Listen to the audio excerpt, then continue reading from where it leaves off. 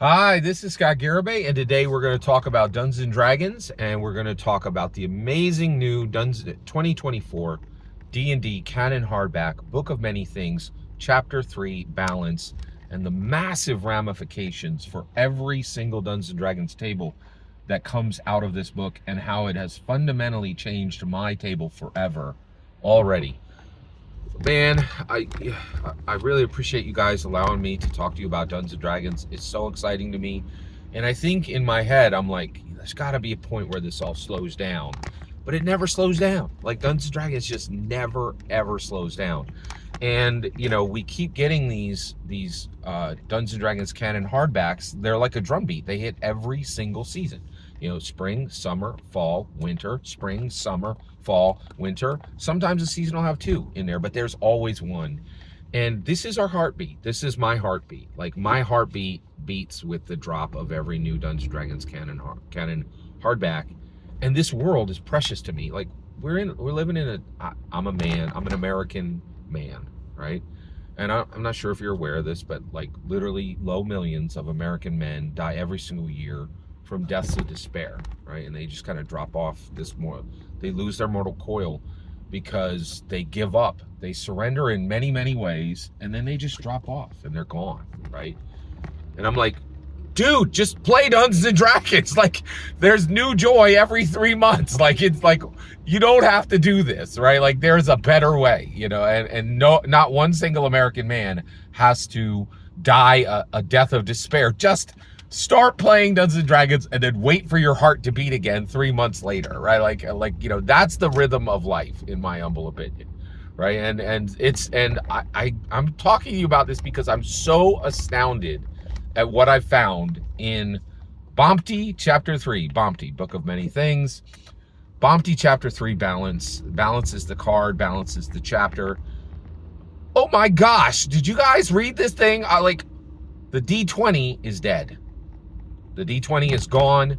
It's for lesser players. It's for lesser dungeon performers, lesser dungeon masters.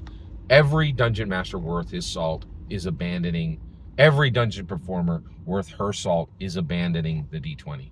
D20 is useless, not needed anymore. All hail the D22, right?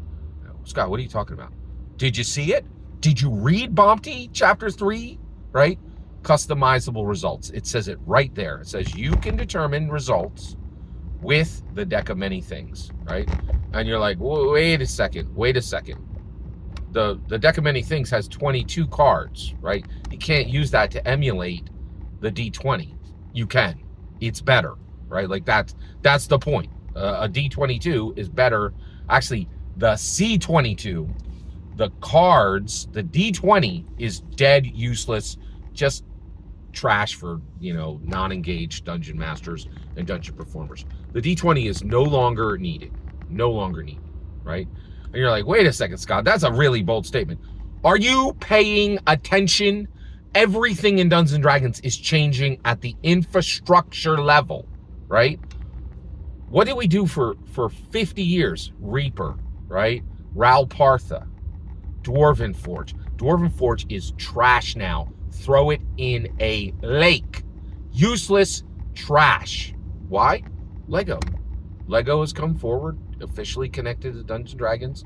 You can switch all your Dungeons and Dragons to terrain to Lego. Million times better. You can switch every single one of your miniatures right over to Lego minifig, right? Put a sword in their hand. Put a spear in their hand. Put the weapons in their hand. And you don't have to pay, you know, Hero Forge $35 and wait a month to do it, right? Do it right now, right? Like, everything's changing, and the D20 is done. The D20 dice, the physical dice. Oh, I got this special dice. It's filled with swirling, sparkles and glows in the dark. Who cares? You're behind. Catch up, please. D20 is finished, done. The new engaged dungeon masters and dungeon performers are using C22, cards with 22 faces. All right, so first of all, you need to make a die roll. So you have to make a difficulty check, right? You always, between every turn, you're always let's say you're a dungeon performer.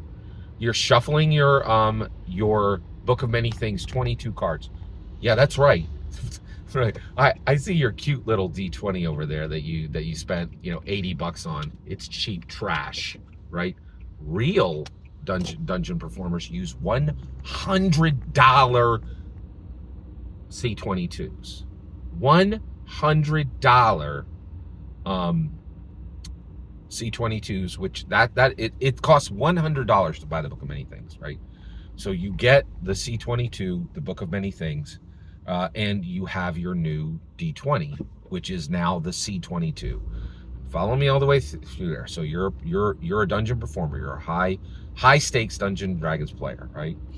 Highly engaged Dungeons and Dragons player. You get your C22, and then you just shuffle your deck, your 22 cards, right? And then you go to make your roll, right?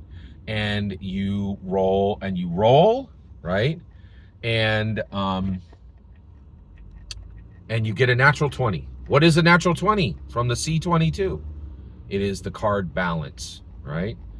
So I'm going to tell you 4 of the cards I use right now in my C22, and then I'm going to break down every single card by number and show you exactly how myself and the player and one of the players at my table has chosen to abandon the C20, the D20 for the C22. The rest of them are like, that's $100 to replace one die. I get it. I'm being patient. I understand. That's fair. I get it, right? Like, that's fair. I get it, right? So basically you shuffle, right? And then at that point you roll, you shuffle and you draw, you get a natural 20. That's the balance card. You need to roll again, right? Oh no, it's a failure. It's a number 1. That's the full card. But wait a second, there's 22 cards in there, Scott. What about the 21st and 22nd card? Let me explain them. So Uriel is the 21st card, and if the 21st card comes up, myself, so if the 21st card comes up for the dungeon performer, they get to choose any value they want. It can be 1 all the way through 20, right? Or they could choose the 22nd value, which I'll tell you what that is now, right? And so if Uriel comes up, essentially you get to choose any face on a that would be on a D20, 1 through 20. You can also choose 22, right? And what is the 22nd? So the 22nd card is the key card, right? And the key card is Dungeon Master chooses, right? So the dungeon performer rolls, and she gets a 1. That means it's a failure, right? She gets a 20. That's a critical, right? A 1 is the full card. That's a failure. A 20 is a critical success, right? And that is the balance card. If she draws Uriel, she gets to choose. So she could choose a 7, or she could choose a 20, or she could choose a 13, or she could choose a 4, right? Whatever she wants, right? And then if 22 comes up, the Dungeon Master chooses the result. The Dungeon Master chooses the result. So that's the C22. It is transformative. And you're like, wait a second, Scott. Doesn't that mean if they can choose a 20, doesn't that mean that anybody using the C22 gets 2 chances at a critical, and anybody using a crusty old D20 only has 1 chance at a critical? Yes, that's right. The C22 is, that's why it costs $100. It's better. Like, it's just better, right? Like, and I want to reward the most engaged dungeon performers I have, and that's how I do it, by saying, hey, you're committed, you're engaged, you have the C20, you're not just sitting here with some crusty D20. Thank you. And so we reward them. Every single word you just heard is my field report, is my opinion on BOMT Chapter 3, balance, and my field report for how BOMT Chapter 3, how BOMT is changing my table. I'm eager to hear your field reports and your humble opinions. Let me know in the comments below. Please consider liking and subscribing, and have a wonderful millennium.